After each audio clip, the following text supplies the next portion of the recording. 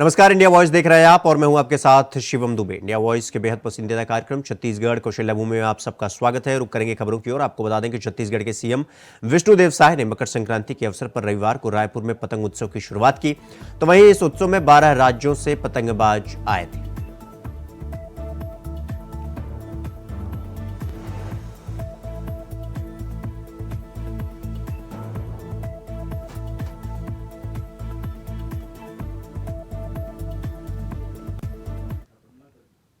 केंद्रीय ग्रामीण विकास व पंचायती राज मंत्री गिरिराज सिंह ने 3 दिनों के लिए कोरबा प्रवास पर पहुंचे हुए हैं। तो वहीं राज्य मंत्री ने एनटीपीसी के कावेरी विहार विश्राम गृह में अपने विभाग से संबंधित सभी विभागों की प्रमुखों की एक बैठक ली और सरकार की योजनाओं की प्रगति की समीक्षा की है। बैठक के बाद उन्हें मीडिया से कहा कि विहान योजना से जुड़ी महिलाओं को लखपति दीदी बनाने की योजना केंद्र सरकार की है, जिस पर चर्चा की गई। तो वहीं बालकों के अधिकारियों की बैठक में गैर मौजूदगी को लेकर केंद्रीय मंत्री काफी नाराज नजर आए और फोन पर ही बालकों प्रमुख को फटकार लगाई।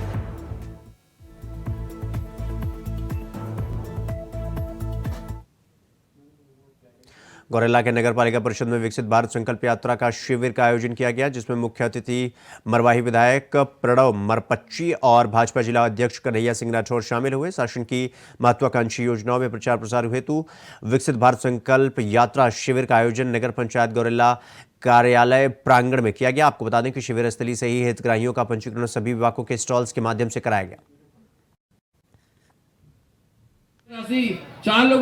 प्रदेश की यशस्वी भारतीय जनता पार्टी सरकार के द्वारा मोदी जी की गारंटी को लागू करने के लिए प्रत्येक नगरीय निकाय में आज शिविर का आयोजन किया गया है।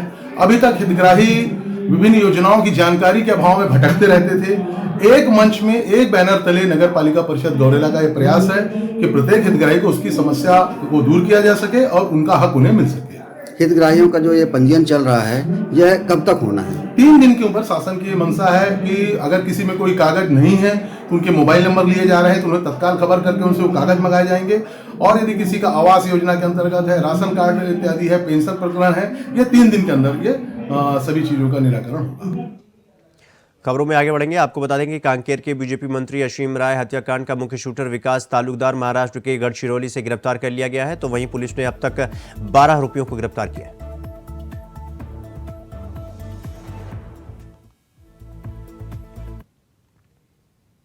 सूरजपुर के शिवपुर में वरिष्ठ नागरिक संघ के द्वारा कैंप लगाया गया। जरूरतमंद लोगों को गर्म कपड़ों के साथ कंबल बांटे गए। आपको बता दें कि क्षेत्र में इन दिनों कड़ाके की ठंड पड़ रही है, जिसको देखते हुए वरिष्ठ नागरिक संघ द्वारा जिले भर में जगह जगह कैंप लगाकर लोगों को ठंड से बचाव के लिए गर्म कपड़े बांटे जा रहे हैं। कार्यक्रम के बाद वरिष्ठ नागरिक संघ के अध्यक्ष ने बताया कि उनके द्वारा विगत 4 सालों में ऐसे कैंप का आयोजन किया जा रहा है।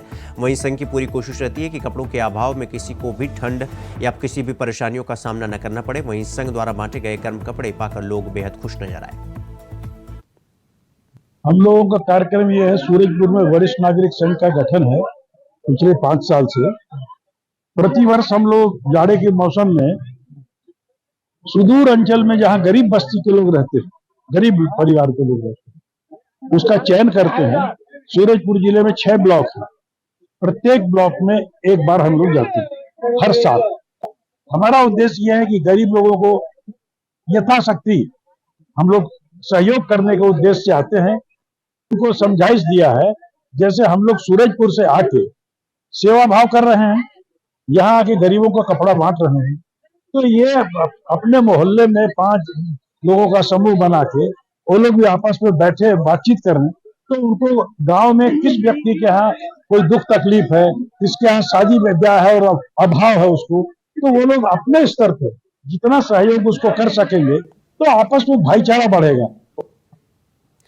तो वहीं सूरजपुर में अवैध धान को लेकर जिला प्रशासन ने कड़ा रुख इख्तियार कर लिया है। कलेक्टर के निर्देश के बाद जिले के खाद्य विभाग ने अवैध धान संग्रह करने वाले पर ताबड़तोड़ कार्रवाई की जा रही है। इसमें 7 जगहों पर छापेमारी कार्रवाई करके 56 लाख रुपए की कीमत के करीब 2600 क्विंटल धान जब्त कर लिया गया है। वहीं दूसरे 6 ठिकानों पर दबिश देकर राइस मिलर्स, ट्रेडर्स सहित थोक गल्ला व्यापारियों के यहां से 28 लाख के 1274 क्विंटल अवैध धान को जब्त किया गया है। जिला खाद्य अधिकारी विजय किरण ने बताया कि उन्होंने सभी नोडल अधिकारियों के साथ वीडियो कॉन्फ्रेंसिंग से बैठक की।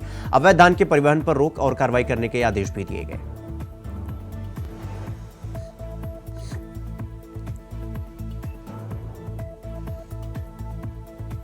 धान खरीदी का जो है अंतिम पखवाड़ा चल रहा है, तो इस बीच में हमें ज्यादा संभावना है कि कोचिया बिचौलिया ज्यादा सक्रिय होंगे, क्योंकि किसान लगभग अपना धान बेचने के करीब जा रहे हैं।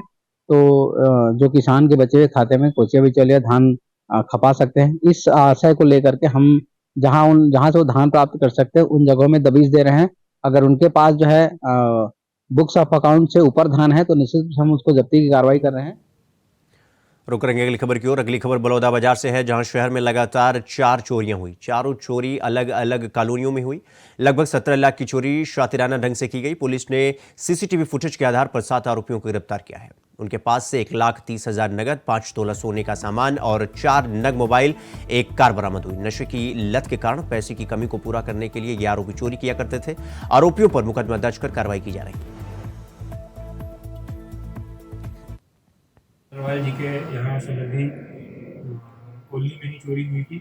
उसके संबंध में जब बाहर गए थे तो उस समय उन्होंने आके देखा कि चोरी हुई है और उन्होंने रिपोर्ट किया, जिसमें आभूषण, लैपटॉप, नकदी कुल 4.5 लाख का उन्होंने चोरी का रिपोर्ट दर्ज करवाया था।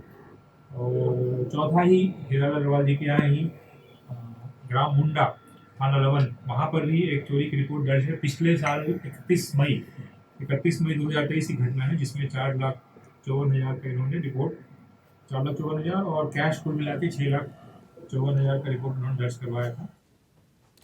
खबर कोरबा से है, जहां रेलवे ने हाल ही में जिस तरह से 1 दर्जन ट्रेनों का संचालन रद्द किया है। ट्रेन रद्द करने को लेकर कोरबा सांसद ज्योत्सना महंत ने कड़ी आपत्ति दर्ज कराई है। उनका कहना है कि इस तरीके के काम से यात्रियों को काफी परेशानियों का सामना करना पड़ता है।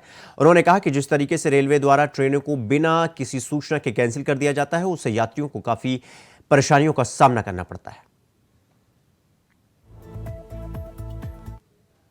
छत्तीसगढ़ एक्सप्रेस का मैंने भी बहुत प्रयास किया था, और यहाँ के जो रेल संघर्ष की जो समितियाँ हैं और जो संगठन है, उन्होंने भी मुझसे बहुत कुछ कहा था, और उन्होंने के प्रयास के कारण ये तो पूरा हो चुका है कि अब कोरबा तक आएगी, लेकिन ये शुरू हो जाए जल्दी।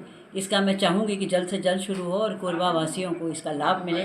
कोरबा रायगढ़ ट्रेन से भी जो चलने वाली है और मैं उसमें प्रयासरत भी हूँ, तो उससे भी इनको लाभ मिलेगा। कोरबा बीकानेर ट्रेन के बारे में तो मैंने पहले ही बहुत कुछ कहा था। वहाँ के सांसदों से मिलकर मैंने रेल मंत्री से कई बार इसका आवेदन भी दिया था, और जहाँ तक है कि ये आग्रह जो किया था उसको वो लोग मानेंगे भी और जल्द से जल्द चलेगी। अगली खबर जगदलपुर से है, जहां लालबाग परेड ग्राउंड में हर साल की तरह इस साल भी गणतंत्र दिवस की तैयारी जोरों शोरों से की जा रही है। 26 जनवरी के दिन होने वाली परेड के लिए पुलिस विभाग की विभिन्न टुकड़ियों और स्कूल कॉलेजों के छात्र छात्राएं भी परेड का रिहर्सल कर रहे हैं।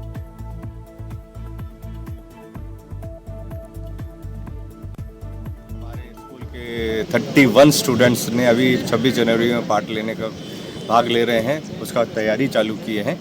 और इस तैयारी के बाद उन लोग जितना कोशिश करेंगे, हर साल आते हैं, कुछ ना कुछ तरीके से कभी कुछ मिस हो जाता है, प्राइस नहीं मिल पाता है, पर इस साल कोशिश कर रहे हैं बच्चे, अपना पूरा तैयारी कर रहे हैं ताकि 26 जनवरी को अपना अच्छा प्रदर्शन कर सके। खबर बालोद से है, जहां दिल्ली राजाराम माइज से आयरन और लोहा अयस्क परिवहन करने वाली मालगाड़ी का इंजन रात को 1:30 बजे पटरी से उतर गया। स्टेशन मास्टर ने घटना का कारण बताया कि रेलवे सिग्नल देने में कहीं तकनीकी खामी हो गई, जिसकी वजह से रेल लाइन में गड़बड़ी हुई।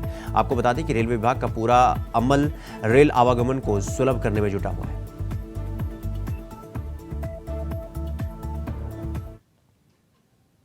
एक तरफ जहां पूरा देश अयोध्या में हो रही 22 जनवरी प्राण प्रतिष्ठा को लेकर राममय हो चुका है, तो ऐसे में छत्तीसगढ़ के भिलाई में एक पालतू कुत्ते का वीडियो बहुत वायरल हो रहा है, जो अपनी मालकिन के साथ राम राम बोलता हुआ दिखाई दे रहा है। इतना ही नहीं, ये कुत्ता अपने मालिक के साथ भजन की धुन भी निकालता है और एकादशी में उपवास भी रखता है। इस घटना को चमत्कार कहें या महज एक संयोग, लेकिन ये सच है कि कुत्ते भी भगवान राम का नाम लेते हैं। जय श्री राम। कि पत्थर भी बोल उठते थे, पत्थर तैर उठते थे, तो पक्षियां बोलती है जीता जागते। जल्दी बोलो, राम राम राम, बस जय श्री राम। छत्तीसगढ़ कांग्रेस की कमान एआईसीसी महासचिव सचिन पायलट को सौंप दी गई है। बतौर प्रभारी सचिन पायलट पहली बार प्रदेश के दौरे पर पहुंचे तो उनका भव्य स्वागत किया गया। प्रदेश के नेताओं का कहना है कि सचिन युवा है, अनुभवी है और इसका लाभ छत्तीसगढ़ में कांग्रेस पार्टी को जरूर मिलेगा। वहीं भाजपा का कहना है कि छत्तीसगढ़ के बागियों को संभालने के लिए कांग्रेस यहां सचिन पायलट को बुलाया है, लेकिन कांग्रेस का किसी भी प्रकार का कोई भी भला नहीं होने वाला है।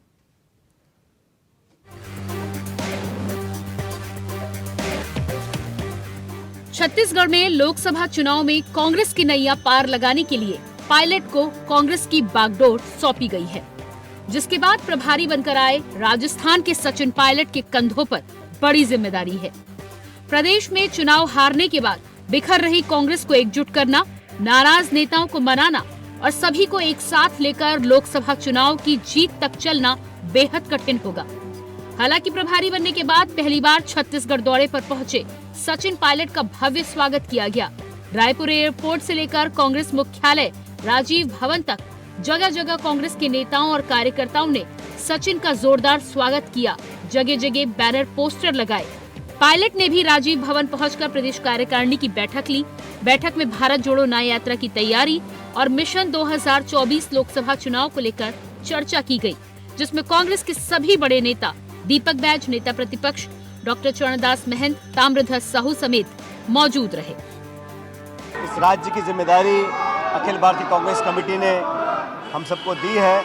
मुझे पूरा विश्वास है कि आने वाले लोकसभा चुनाव में हम दुगनी ताकत से वापसी करेंगे और भाजपा ने जो बातें बोलकर ये चुनाव जीता है उनकी जवाबदेही हम तय करेंगे, उनकी अकाउंटेबिलिटी फिक्स करेंगे और एक मजबूत विपक्ष जो हम लोग हैं उसका एहसास जनता को जरूर होगा। नौजवानों को, किसानों को, अगड़े पिछड़े, दलित, अल्पसंख्यक सब लोगों को साथ लेकर हम लोग आगे चलेंगे।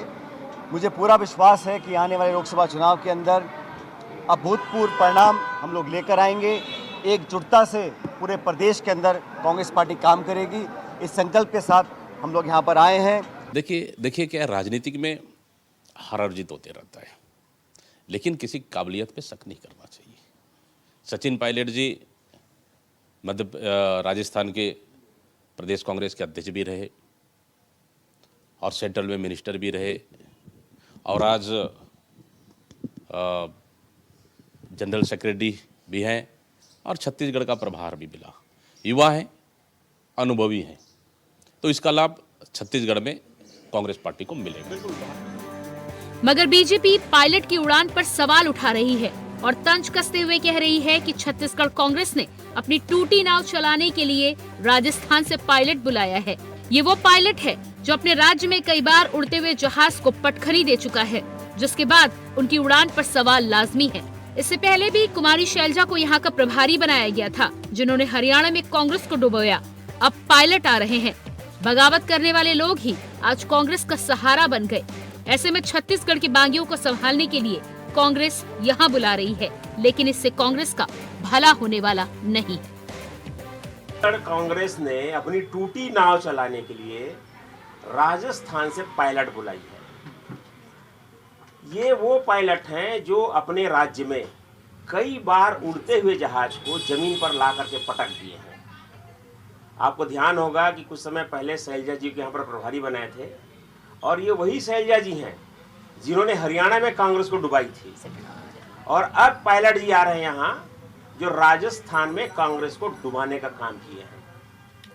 अपने अपने राज्य में जिन्होंने बगावत किया, ऐसे बगावत करने वाले लोग ही आज कांग्रेस पार्टी के सहारा बने हुए हैं। और छत्तीसगढ़ के जो बागी हैं, उन सारे बागियों को संभालने के लिए अब इस तरह के लोगों को कांग्रेस पार्टी अपने राज्य में बुला रही है। इससे कांग्रेस का कोई भला होने वाला नहीं है। मगर सचिन पायलट का कहना है कि आने वाले लोकसभा चुनाव के लिए सभी तैयार हैं। संगठन को दुरुस्त कर कार्यकर्ताओं को चुनावी मैदान में उतारेंगे और आने वाले चुनाव में दुगनी ताकत से वापसी करेंगे। अब देखना ये है कि विधानसभा चुनाव में हार कर रास्ता खो चुकी कांग्रेस को रोशनी दिखाने में पायलट कितना सफल हो पाते हैं, ये तो आने वाला भविष्य ही बताएगा। इंडिया वॉइस के लिए रायपुर से विकास यादव की रिपोर्ट। छत्तीसगढ़ कौशल्या भूमि में फिलहाल अभी के लिए बस इतना ही। देश दुनिया की तमाम खबरों को देखने के लिए देखते रहिए इंडिया वॉइस। मुझे दीजिए इजाजत। नमस्कार।